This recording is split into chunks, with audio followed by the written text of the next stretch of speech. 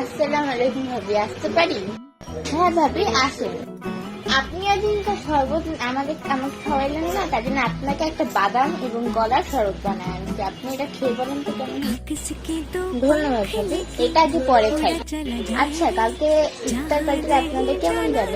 কালকে ইফতার পার্টিতে তো আমার ভালোই গেছে, তবে আপনি আমার শরবতটা খেয়ে দেখেন, কারণ আপনি যেহেতু গত সপ্তাহে আমাকে পুদিনা পাতা শরবত খাইয়েছেন, তার জন্য আজকে আমি আপনাকে বাদামের শরবতটা খাওয়াবো।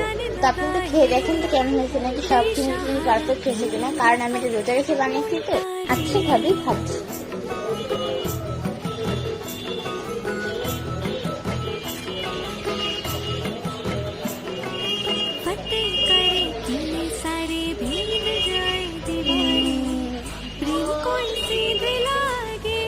কেমন হয়েছে ভাবি? আপনার রিয়াকশন দেখে তো ভয়ই লাগতেছে।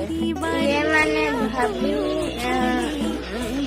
মানে শরবতটা আসলে আপনি বানিয়েছেন? মানে ভাবি মানে করেন, আমার তো অনেক ভয় লাগতেছে। আপনার যে রিয়াকশন, সত্যিটা বলেন না, কেমন হয়েছে জুসটা? আসলে ভাবি, আপনার শরবতটা অনেক অনেক অনেক মজা হয়েছে।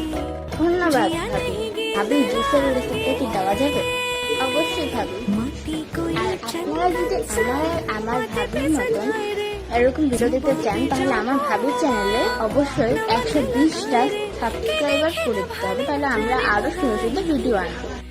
ধন্যবাদ ভাবি, আমার চ্যানেলের জন্য, আপনি এত ভালো কথা বলার জন্য সকলকে।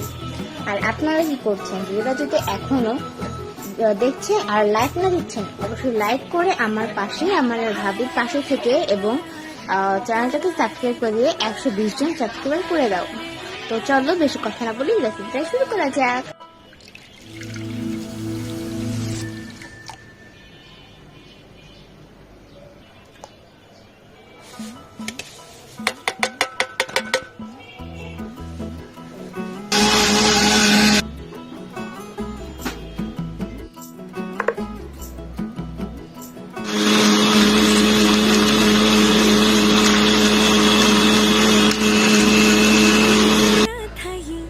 वही चला हाय रे उम्र का ये ताना बाना समझ न पाए रे जुबान पे जो मोह माया नमक लगाए रे के देखे न भाले न जाने न दाए रे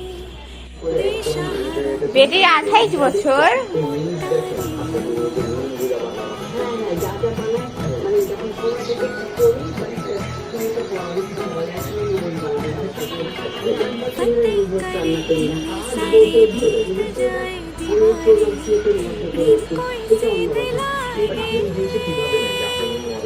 अगर मगर बारी बारी